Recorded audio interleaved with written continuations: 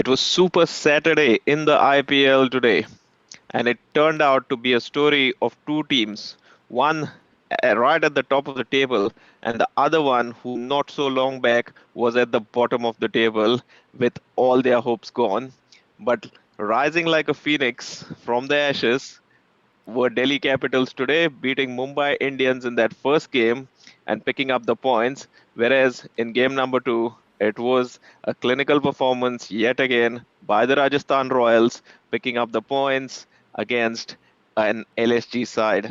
We're going to talk about both games in detail, but let's kick off with the Mumbai versus DC game. Sarvesh, surely this is the Yeah, end of the season for Mumbai now. yeah. 6 points from nine games, and you need 16 at least. I mean, we don't even know that if teams need 16.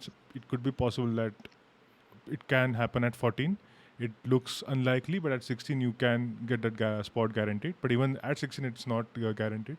You may be requiring more because now, if two teams end up on a similar on similar points, then I think you will need more, or you will need better run rate. So I think, yeah, we'll go by the historical data, and if let's say that 16 points is the benchmark, then I think now they need 5 wins from 5 games, and that, I mean, it's not impossible to get 5 wins from 5 matches, but for team underperforming so much, it looks like it just doesn't look possible. So that's the thing, that it is not impossible for any team, but it is impossible for this team, which is not performing. I mean, their players are not doing enough. So I think that's the thing. This IPL, we've seen so many 250 plus scores that it's not even funny. Yeah. So I think the norm now is that getting 250 plus has become the norm. If you don't get that, becomes an anomaly. DC today throwing caution to the wind, absolutely going ballistic, berserk, hammer and tongs, call it what you may, but 257 for four in their 20 overs thanks to once again an absolutely stunning innings by Jake Fraser-McGurk. If at the start of this season someone had said to Delhi that you're going to be at the bottom of the table and one guy who's going to turn the season around for you is going to be this young kid from Australia who's come new, who's playing in the IPL for the first time, called Jake Fraser-McGurk, nobody would have believed them, would they? Yes, I mean, no, I mean, he wasn't even in the squad. They got him as a replacement. So I think they whoever got him, whoever decided to go ahead with him, I think they should thank him. And we have seen him bat in different leagues, but doing it in IPL is a completely different ball game. So I think whoever decided to take that risk on him, take that punt on him, I think deserves a lot of credit. And I think he has paid their faith. I mean, he has repaid, all the trust that they have shown in him. So I think it's looking good for Delhi Capitals. This is, let's not forget, this is the third year, and after this year we will be having a mega auction. So it's always a good time to perform before mega auction, because then you have more chances of getting retained. So I think it's working well for him and DC right now. Look, a strike rate of 311.1 is normally one that you see towards the end of an innings. And you see that strike rate when batters play single digit number of balls. Like Yeah, you'll see someone playing 5 balls and having a strike rate giving you 15, that's 300, yeah, striking at 300. Someone playing probably sometimes 10 balls and giving you 30, like what Romaria Shepherd gave in that innings. But for someone to play 27 balls and strike at 311, yeah. that is just insane and doesn't happen very often, does it? It does happen. If you look at SRH games, if you watch this game, it does happen there, but it hasn't been happening with DC. Now it is becoming a new norm for them, and I mean, 20 out of those 27 deliveries, he has dispatched 17 of those. Uh, I mean, 11 fours and 6 boundaries, so six Yep. sixes. That means 17 of those deliveries went for boundaries. It's not easy, even in that power play. When against a team like Mumbai Indians, who are underperforming with their bowling, I think it's still not easy. And I think that particular knock, 4.5 overs for 84 runs, that particular knock, that it can end the game for the opponents. You can basically win that game for your team just by playing 4-5 overs inside, and you can just kill it inside power play. I think that's what happened today, because after that knock, if you look at the other players and their power plays, apart from Shai Hope, I think everyone was under 200. So I think they bat in a normal T20 standards, in a normal T20 template, and 190, 180. I mean, with when we consider this, when we put this into context with this particular IPL, I think these are still decent strike rates, but not like 250, 260.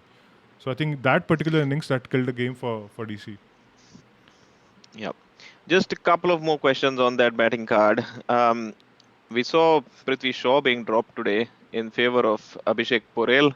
Um, Sometimes when you're picking teams, is as much as about who you want and who's in form versus looking at who the opposition doesn't want to see.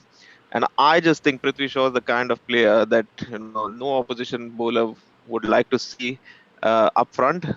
Your thoughts on Abhishek Porel? Is he a better batter than Prithvi Shaw, not just on current form, but overall?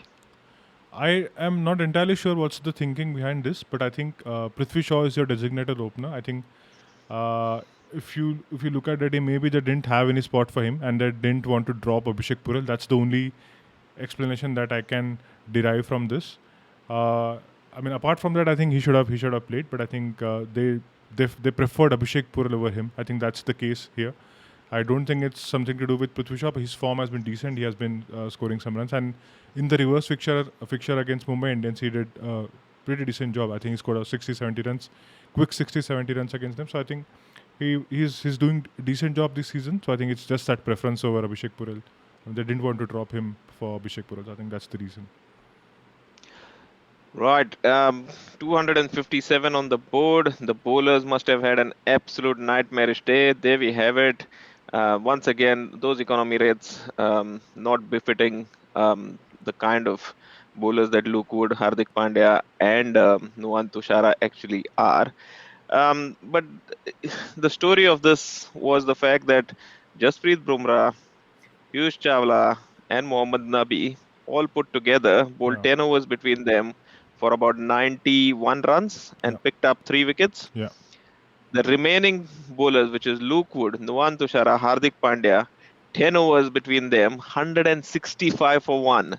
So it's been literally a bowling performance of two ends, yeah, where one end has done really well, considering it's a 257 run game, whereas the other yeah. end just absolutely has had no sort of control.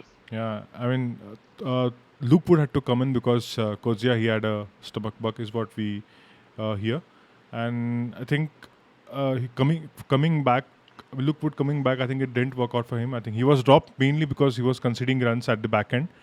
But despite, I mean, his start wasn't great. But then again, if you look at that starting phase in those first 6 overs, everybody went for runs. When Bumrah went for 18 runs in his first over, so I think you can still discard that first two couple of overs for Luke Wood. But when he came back in the later stages, I think he went for somewhere around 26 runs. He considered 5 boundaries and a six, 5 fours and a six against Tristan Stubbs, and he kept bowling in the similar areas.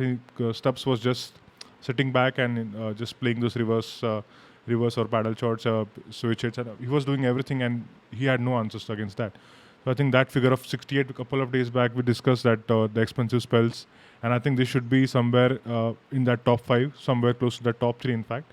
So again, now I think we have four in that list of top five. We have four coming from this season.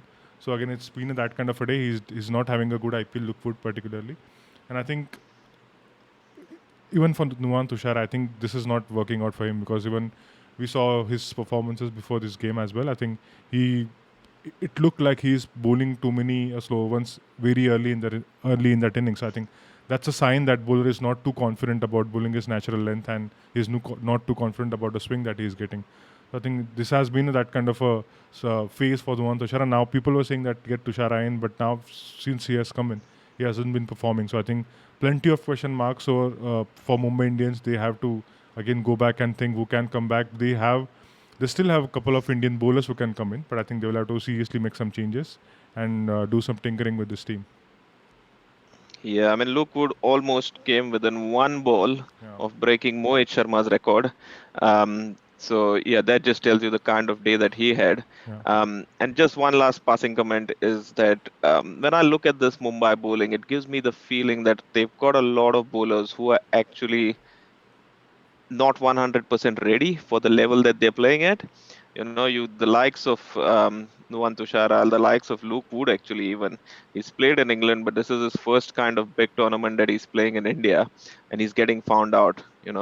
Um, People like Nuwan Tushara. I mean, he might have played in a few tournaments around the world, but when you come to the IPL, you've got to be pinpoint accurate. You've got to be on your A game because otherwise you will get found out pretty easily. Well, lots of thinking for Mumbai to do there, chasing 257. Um, it didn't get off to the best of starts. I mean, you need a big power play. You need to also not make sure you don't lose too many wickets because you've got enough firepower in the back end. But not a lot going right for them. And I actually thought Delhi bowled really well in Yeah, that first 6 overs. yeah, yeah. Um, Mumbai needed your at least thoughts on 75 in yeah. that power play. At least 75. They were at 64 for the loss of 3 wickets, and one of those wickets was of Surya Kumar Yadav. Even Rohit Sharma was a critical wicket at that moment. But in a similar manner, both Ishan Kishan and Rohit Sharma got dismissed.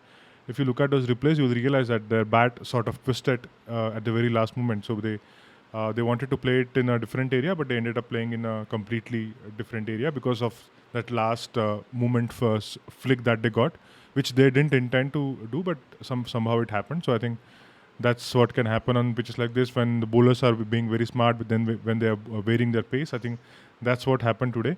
And Mumbai needed, once these two got dismissed, Mumbai needed a big innings from Surya Kumar Yadav to remain in the game. I mean, to just get them closer, to just get them to a respectable total.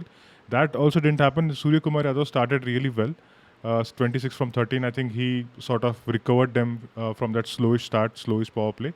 But I think he had to stay there. He had to play a 70-80 kind of an innings there. But again, Tilak Verma coming to the rescue. He stayed there till the end. And Hardik Pandya also got in with a cameo. He played well for his 46. But again, the difference maker has been this Delhi Capitals. I felt that difference would be made by Kuldeep or Akshar, but that didn't happen. Hardik Pandya played excellently against the spinners, but that difference came in from somebody like Rashik Salam. I think I didn't expect. Yes, he bowled well in that last game. Yes, he knows some of these players for Mumbai Indians because he was a part of that setup before. But I think him coming in that middle overs phase, just considering at 6-7 runs per over, taking those wickets, he took 2 wickets in 1 over where he dismissed Hardik Pandya and Nihal Vadera. I think that was the turning point. Otherwise, they were still looking very close in that chase. But after that point, they could never recover. They were always behind by 10, 15 runs, and in the end, they fell short by 10 runs. So I think that's been the story. I think that middle overs phase, 11th, 12th over, where Sasik Salam took those 2 wickets, that's where the game went DC's way. Yeah, a couple of talking points on that betting card. Someone reading the scorecard might say, well, 247 lost to 257. They've only lost by 10, so that Yeah. must have been a close game. But they weren't really in that run chase for most of that game. I mean, once those top three Yeah. wickets fell early, Mumbai were never in the run chase. So that's one. Just a quick question on who is the real Hardik Pandya? Is the real Hardik Pandya the one that we see who comes in and smashes bowling from ball number one? Or is the Hardik Pandya who then the next day absolutely looks like he doesn't know how to bat? We've seen both extremes from Hardik Pandya this season. Team India would be hoping that this is the real Hardik Pandya who can come in the middle order and get going from ball number one. So, what do you think is happening there? Because why does a player play like this on one day and absolutely cannot hit the ball off the square on the other? I think he's going through a rough patch. This can happen when you are in a bad form. Today, that 46 from 24, I think he kept Mumbai Indians relevant till that point because even Tilak Verma wasn't going all guns blazing till that moment because Hardik was doing all the scoring. So I think Mumbai Indians were in the game. It's not that they were completely outplayed. They were in the game for that at least till that 11th, 12th over, and then they started going behind by 10 runs, 15 runs, and then that margin remained constant till the end. So I think till Hardik was there, they were in the game. But I think this has been. I think this is probably Hardik's best knock for Mumbai Indians as a captain. So I think if you have to derive any positive from this, I think we could say that okay, let's hope that this is a new start for him, and he will get a kick on from here because till now it hasn't been working for him. And I think finally we saw some glimpses of the older Hardik Pandya. We will hope that he stays in this kind of a touch, mainly because now I mean, not from the Mumbai Indians perspective, but because the season looks almost over for them. But at least from the Indian team's perspective, where we need Hardik and Ravindra Jadeja to do well in that back overs phase. So I think good signs. At least let's hope that this is a start of something good. Right, so Mumbai falling short there by 10 runs. If we look at Delhi's bowling, because we saw the first of Lizard Williams in the tournament. Very impressed with his pace because he clearly can bowl quick.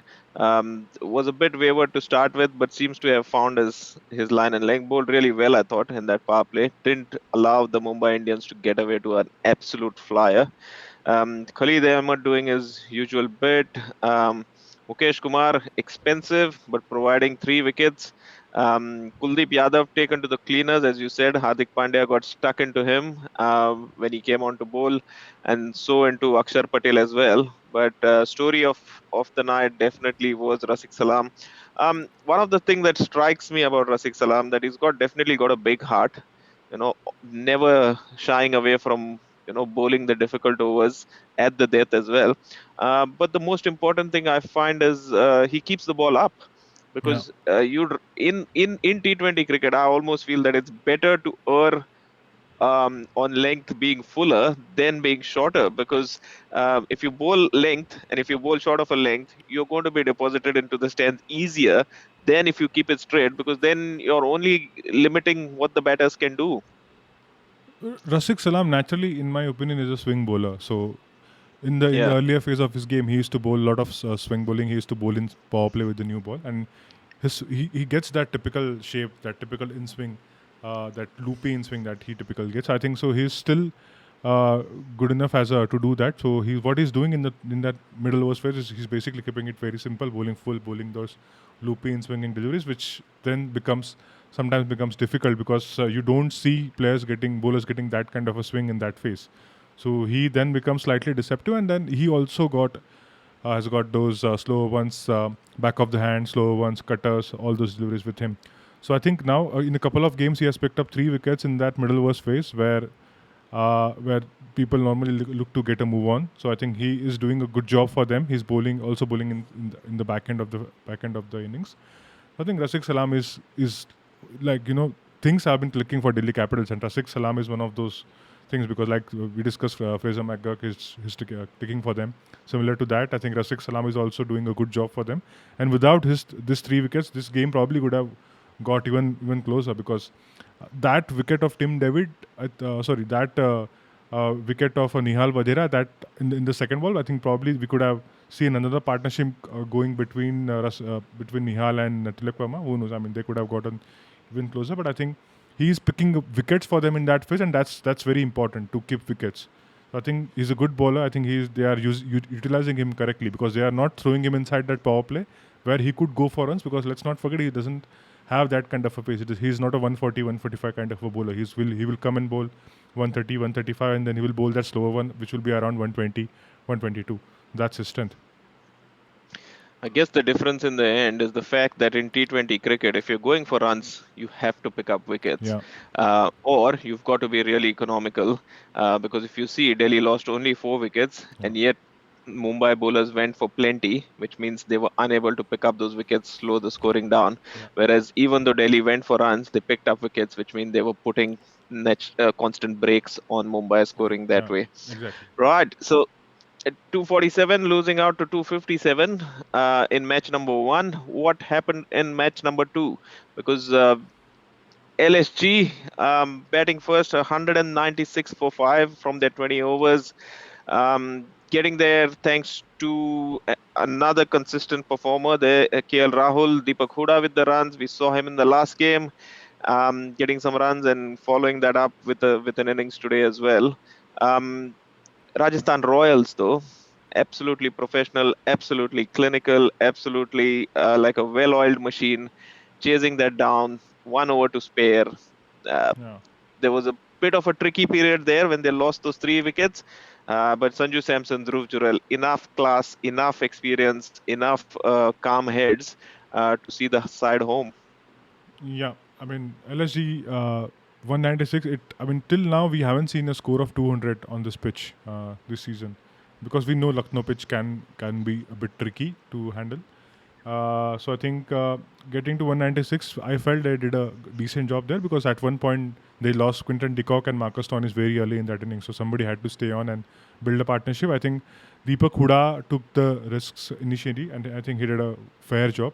This was his first half century. I think in 18 or 19 games. So that's like for the first time in 2 years he has scored a 50 for LSG in IPL. So I think that's again his last match we saw against CSK that he was looking good. So again he played a good knock here. That also allowed Rahul to play a longish kind of an innings. He stayed there, but I think the point at which he got dismissed, I think that made a difference of at least 20, 15 to 20 runs. Because had he stayed on, I think they would have probably gotten to 210, 215. So I think that was the difference maker in that. And the kind of I mean, in that particular phase, they needed somebody to get going. But both Rahul and Nicholas Puran got dismissed in that phase, and that's where they lost all the momentum.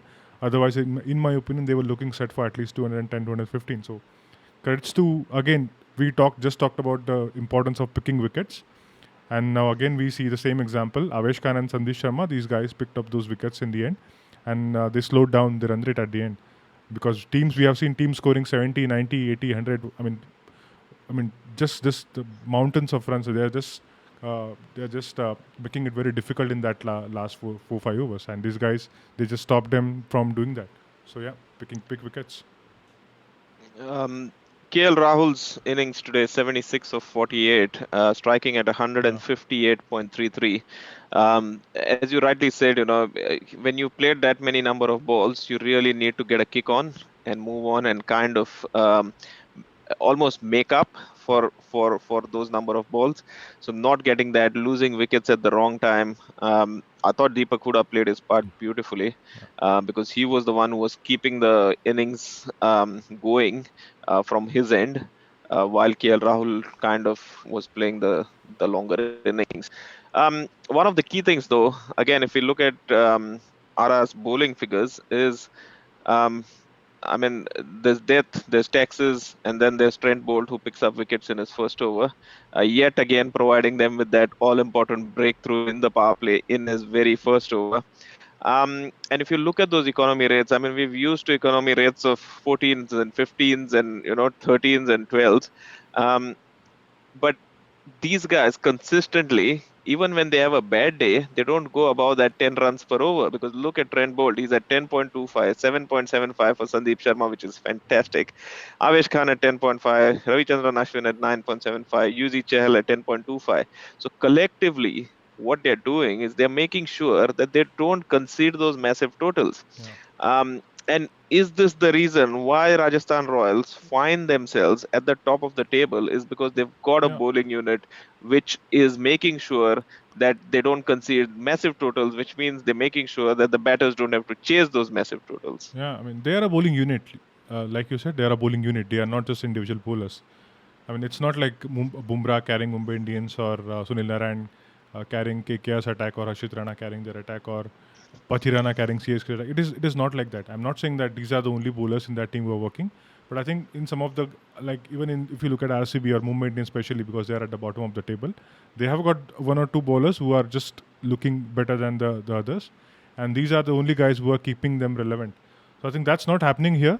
What is happening is 4 5 bowlers performing well together, and I mean, Sandeep Sharma, Trent Bolt, all these guys know their roles. They know what to do. So they are just going out there and just performing at as if it's just like a drill for them. So they are well oiled. Uh, it's they are behaving like a engine which is fine tuned. I think so. As a bowling unit, they are doing a fantastic job. You may see that the bowlers are going for 37, 38 runs, but I think they will still pick up 1 or 2 wickets, and that will ease pressures from their teammates. So that is what they are doing here. Yeah, and if we talk about the bowling being a well-oiled machine, if you have a look at their batting, that's a well-oiled machine too, Yeah, because they got a great start chasing that 190 um, odd runs that they were chasing, but at one stage they were 78 for 3 in a spot of bother, but they just have so much class and so much talent in that batting order that someone like Sanju Samson, even at from that stage, takes his team home. 71 not out, 33 deliveries, joined by Dhruv Jurel today, who we've seen and said that he really hasn't kind of done his credentials any justice in this year's tournament, Yeah, but stepping up and scoring his first IPL 50. yeah, Um, it just seems like a team that every role is defined, yeah, every base is covered, everyone knows what to do, and performs and executes. And at some stage of the tournament, someone is putting their hand up, because we saw in the early part of the tournament it was Riyan Parag with the bat. Then we had those two centuries from Joss Butler. We had a century from Yashasvi Jaiswal. We've had Sanju Samson, who's been consistent, and now today Dhruv Jural is putting his hand up and yeah. saying, "Yeah, I'm going to do my bit as well." Yeah. If you look at the bowling, they just have five bowlers. Nothing fancy about it. They don't have many all-rounders. I saw that even Riyan Parag was not fielding today. He came in, I think, as an impact sub. So even that's the only bowler that they have apart from these five bowlers. But he wasn't there. So I think they know what they want from these guys. They know they want 20 overs from these five players. They know what they want from these batters. There will be seven batters if they get that impact sub in. So they know what they have to get from those seven batters. All those seven batters know their roles perfectly. Those two openers know what they have to do. Sanjay Samson knows what he has to do. Dhruv Jurel and Hetmeyer and Powell, they know that they have to finish games. uh, Riyan Parag and Sanju, they know that they have to stay there till the end to take their team home. So I think everything is just well defined. And like I said, they just behave as if they are performing a drill there. They are like well informed, well aware of their rules. They just go out and replicate what they have been doing in the training, or what the think tank has told them. So I think this is a I think in my opinion this is probably tactically the best team of this season. The only phase where I found that they were losing a bit was that phase when uh, Ravichandran Ashwin was bowling those wide deliveries to Sunil Narayan, and he was taking him for cleaners. I think only that's the only phase I felt they had no answers against their opponents. So I think apart from that, I think they were smart. They outsmarted all their opponents. They have been consistent with it. So I think this team is now, I think, is looking great. I think if you look at the league table, let me just jump there. They are first. Yep, I think we'll have to absolutely. update the league table. Let me quickly update this because yeah, they are now on to 16 points, and they have won 8 games. So 8 out of 9. So that tells you that things have been working for them. Yeah, it's quite remarkable because if we look at the Rajasthan Royals, in a sense, they are the least flashiest of the teams Yeah, that are there.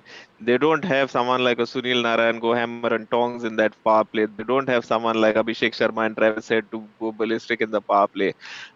They don't have someone like a Jake Fraser-McGurk who just takes apart bowling attacks.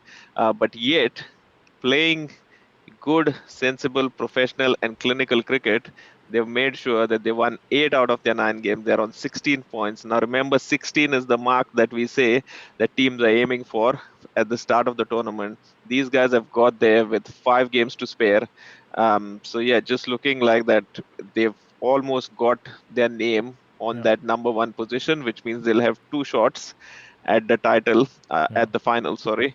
And yeah, things looking absolutely great. On the other hand, the other team, Lucknow, still in the hunt.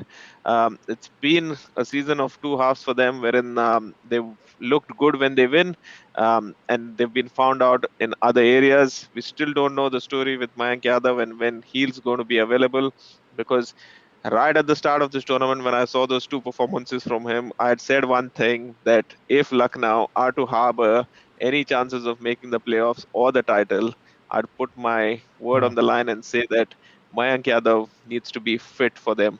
And that's exactly what's happened. Is since he's become unfit, they've still won, but they just don't look the same kind of force that they I once think were. with Uh, Lucknow, I think they might be saving Mayank Yadav for the later stages for the knockouts because if he comes back now and if he gets injured again, then probably that will be that for them and with Mayank Yadav.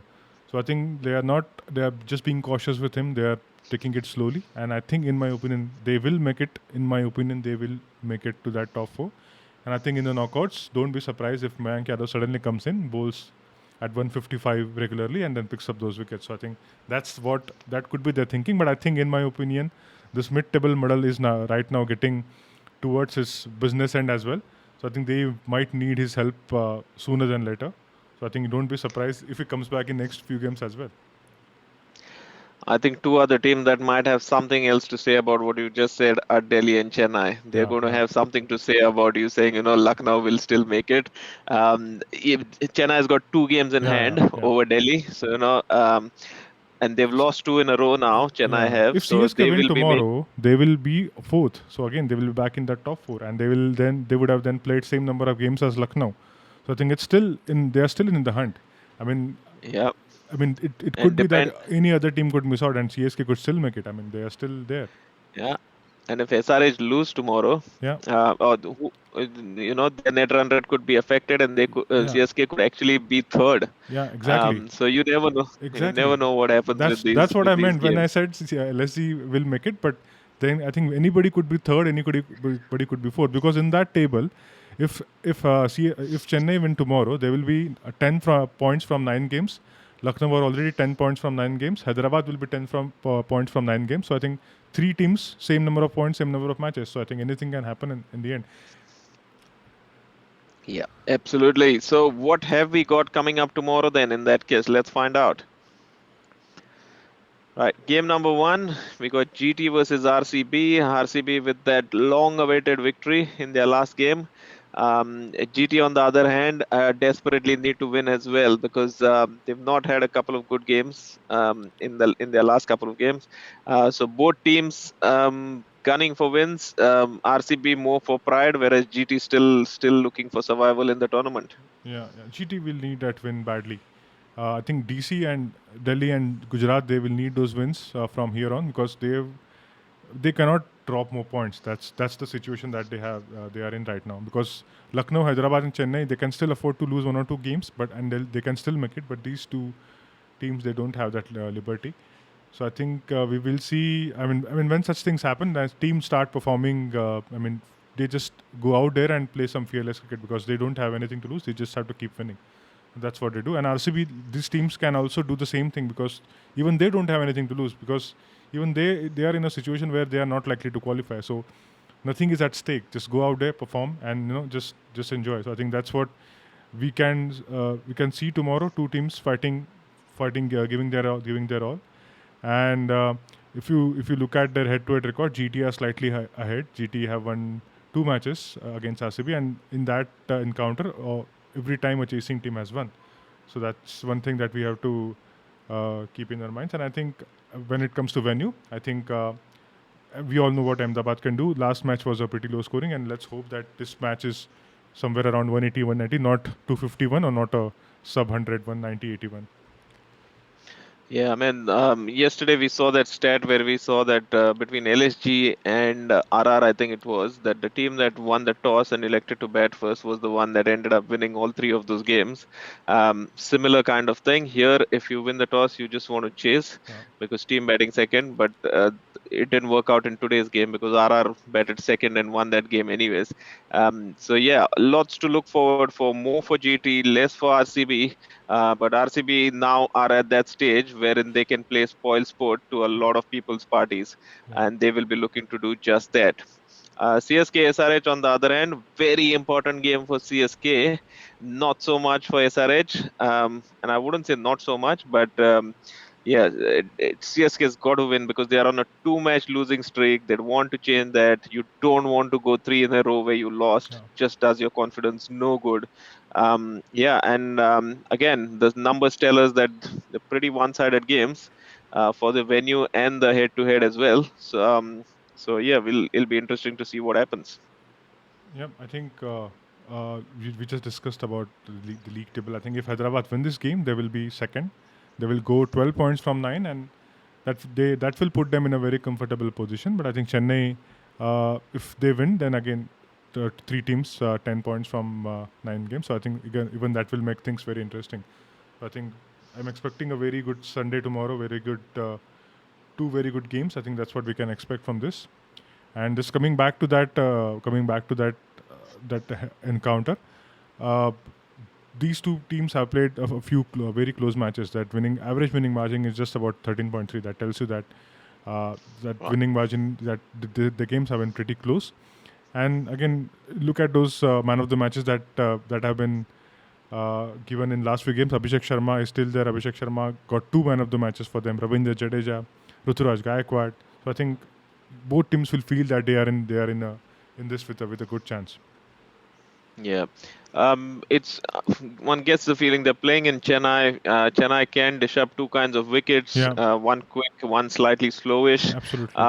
Just looking at SRH's strengths, I'm just wondering if Chennai actually dished them out a slightly Slight, slowish yeah, yeah, surface. yeah, Yeah, because they don't want to get into this slugfest with SRH, trying to match them blow for blow. yeah, Um, because yeah, that's just playing into your opposition's strength. So I'd be yeah, very surprised to see and very eager to see what kind of a pitch they have ready for yeah. tomorrow's game. Who do you think is going to open bowling for SRH, for Chennai? Sorry, against For Travis Head and Chennai, Abhishek Sharma. Yeah.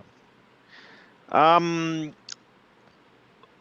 is Mahish Tikshana ready? in my Is he opinion, available? in my opinion, he's going to play and he's going to open the bowling for them, because there is Yeah, in no point in using those seamers against these guys, because they will thrash them. They will score another yeah. 100, 110 again in that 6 So it's better if they can use Moin Ali if he's there, and or Theekshana if he's there. I think that makes more sense to use spinners. Yeah, I just get the feeling that if they get a slowish surface that grips a bit, Yeah, then with the new ball, I think Mahesh Tikshana is a yeah, very, very good bowler with the new ball. yeah, So that might be a good contest to look forward to. yeah. Um, Tactical game. yeah, and the other thing is, we're very close to this Indian team selection now. We saw Sanju Samson putting his hand up today with a brilliant knock. Shivam Dube once again getting another opportunity tomorrow to kind of Yeah, put his case forward. There'll be a lot of nervous cricketers, the fringe cricketers as we call them, who will be kind of wanting to do really well because now they're that close, yeah, and a good innings can just kind of stamp the immigration stamp on their passports, as you yeah, might say. yeah. Cool. That's all that we have coming up tomorrow. Anything else, Sarvesh, before we sign off for today? Not much. I think it is going to be very difficult for Mumbai Indians from here on, and I think Delhi. I mean, I feel very good that Delhi Capitals, not so long ago, we were saying that they are out of the tournament. They are probably going to face a lot of difficulties, but now they have found out all those answers, and they are fifth on the table. So that's one thing that I wanted to mention, that it's not impossible till that last silver is bowled in cricket. So I think DC are showing that kind of attitude. So it's a very good sign, because they have been playing in last two seasons were not good for them. So I think when I look at them when I look at DC doing well, I think I always feel good that they are doing it for the fans. Yeah, just fascinating to see the rise of new names in this Yeah, IPL every single time. I think this IPL we can safely say that has been the story of Jake Fraser-McGurk, and I think long and hard as to I've seen him play in the Big Bash League. He doesn't really get going on such a consistent basis. He has innings when he plays there and stuff like that. So I was thinking, why is it that he's playing? And I think the lack of bounce in some of the Indian surfaces is really helping him because he likes yeah, to stand and hit straight up like that, and the fact that on Australian pitches the ball rises to his chest or his throat doesn't really help his kind of game. Whereas he's yeah, finding that these pitches are perfectly suited to his game, yeah, and that's why he's doing so well. yeah. Well, long may it continue for DC because he's come as a almost Replacement a player. Yeah, yeah, he's a replacement player, but he's also come as a boost yeah. to their season because it was going absolutely nowhere, and he's injected some life into it. A It's cheat also code for injected DC. life in. Yeah, he's become the cheat code for DC, and he's also injected some life into the tournament because the fact that DC is bouncing back Yeah, suddenly, it's thrown the tournament wide open. yeah. That's all that we have for you. If you haven't subscribed, please do subscribe to our podcast. And yeah, follow us on the social media channels, share, like, comment on our stuff. And we'd love to hear from you. That's me, Rahul, and Sarvesh signing off today. from Wellington and Mumbai, respectively. And we will be back with you tomorrow with all the action from the Super Sunday.